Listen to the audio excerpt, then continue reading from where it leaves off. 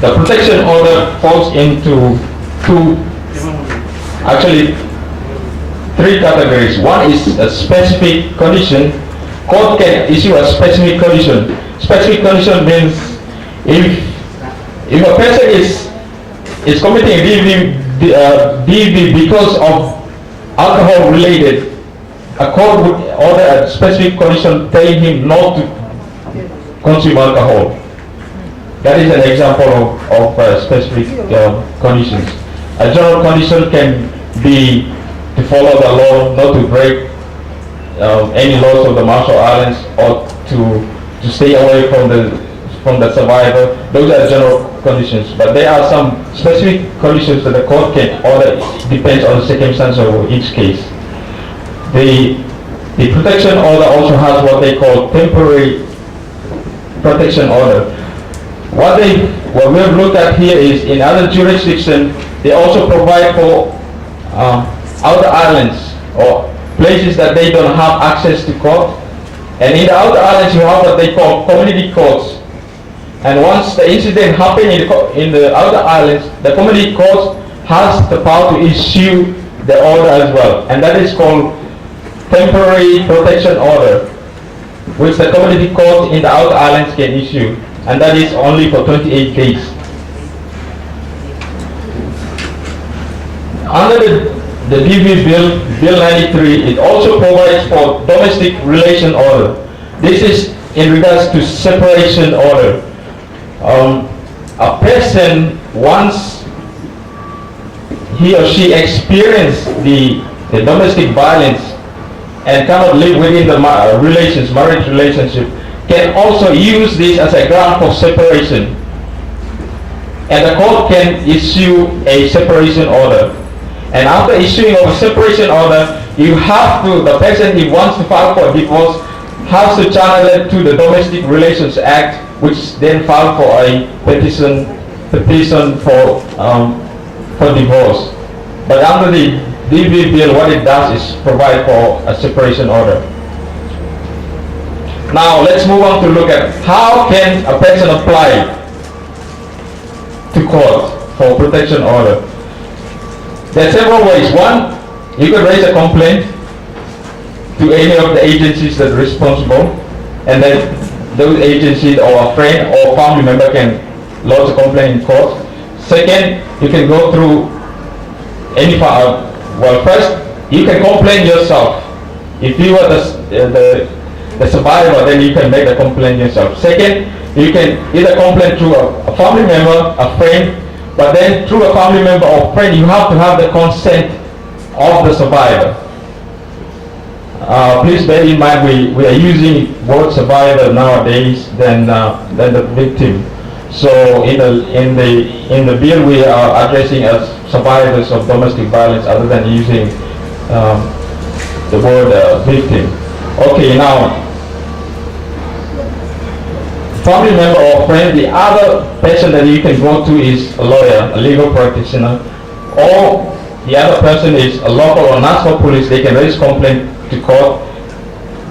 Government prosecutor, which is the Attorney General here, or advocate or counselor for any non-government agencies. These are the groups of people that they can raise a complaint or file application for a protection order in court.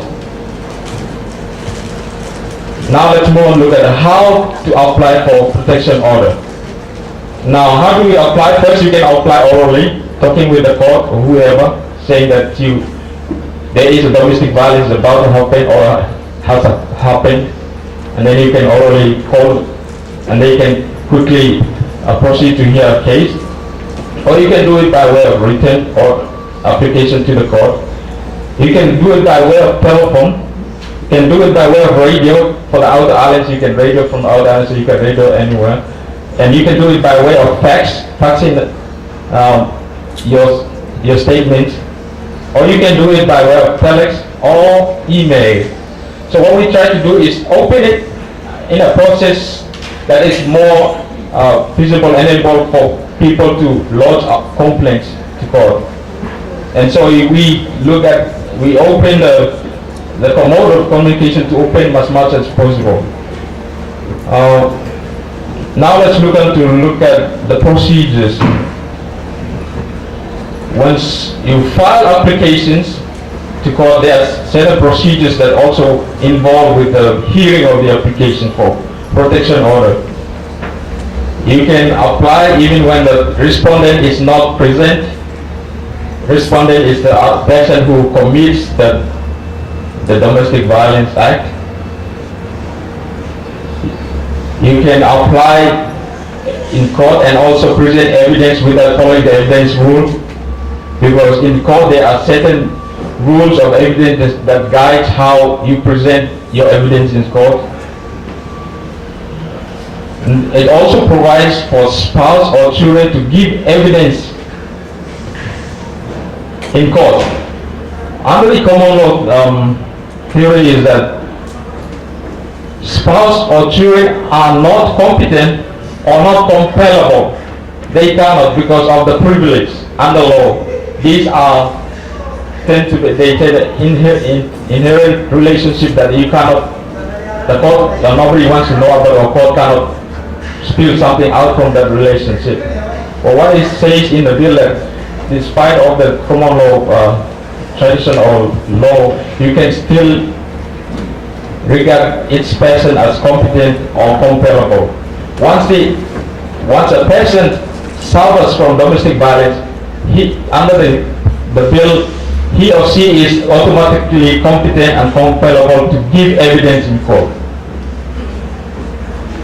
Okay, the other matters that also in the bill, that is to do with the procedure. Now let's look at the last part of the bill is, they call it miscellaneous or other matters. It says collaborative efforts or collaborative reporting. What it says, legal practitioners, doctors, teachers, police officers, whoever is engaged in any professional or relationship with either children or women, once they notice that there's domestic violence happened, it's their duty to report. That is an obligation for almost everybody to carry it under the law, under the domestic violence bill. The other matters is no drug policy issue. Once a complaint is filed to police, the police department is supposed not to drop the case. Well, even when the partner comes and say, oh, we have gone back together, we have reconciled and we have prayed with each other, so it's okay, you can drop the case. Under the law, it says once the case is before the police is under obligation to take it to court, and that is to bring matters before court to decide on it. Okay, the other one is special fund. There's a creation of a special fund within the act, the bill.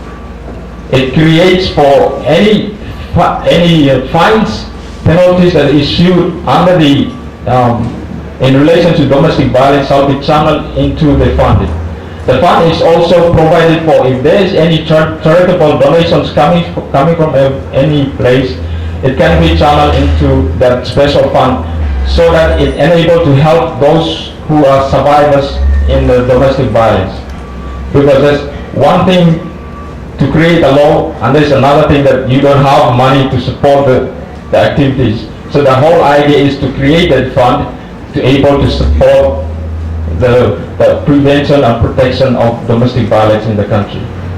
That's the purpose of that fund. Okay, the final one is the central agency or collection of data, which is within the Ministry of IA. Any reporting, any collection of data is the responsibility of Ministry of Internal Affairs.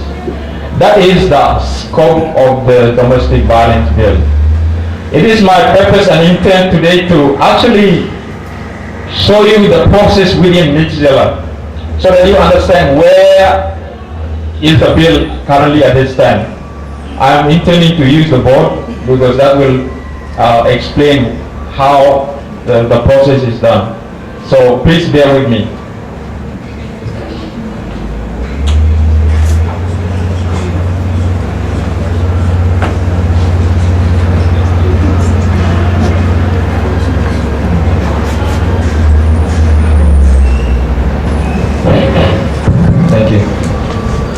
those of you who can able to see it from there. Okay, now after the bill was drafted, it was sent to the members for their signature. And there are two different parts of the bill. It is a government bill which comes from the cabinet, or a private bill which comes from ordinary member. This is a private bill because it was signed by a member who is not a member of parliament who is not a member of the cabinet. So it is a private bill, which is not a government bill. So okay, now once a bill is completed, given to the member for introduction. So once it's introduced, it goes through the first reading. This is the first reading. Now after the first reading, then it's assigned to a standing committee. Standing committee. So currently the bill has been assigned to JNGR committee, which is the Judiciary and Government Relations Committee. This is the standing committee that helps the work of the Nitijela is to go and do study on the bill, conduct public hearing, make comments on the bill, and then report it back to Nitijela. Now once this one is done, it comes back to the second reading. But before it goes for the second reading, they have to report it out. The public hearing is done here. Public hearing is done here. So what happened to the bill now is, it was assigned to the committee, but the committee has not gone into conducting public hearing yet. Because there was a time constraint as well for Nitijela. We assigned there are 50 days, sitting days for Nitijela. We divide into 25 days. 25 days for the first part, 25 days for the second part, which is big comments in August. So as we go through the bills and resolution, the 25 days left. So this one could not able to go through. And that depends on how you also play your role, which I will go on to discussing here. Now, this is where it happened. Now, after it's gone through this one, then the third part, the third reading comes in. That's the third reading. So first, second reading. Here, sometimes they call COW, Committee of the Whole. If they Committee of the Whole, if they read it through the second reading and they found that there's need for more amendment, they will reassign to another Committee of the Whole, which is the committee consists of the whole Parliament, to amend the bill. So you have the public hearing coming into Nitijela. Nitijela consider if they see that there's a need for amendment, then they go and amend it again here, and then it comes for final reading.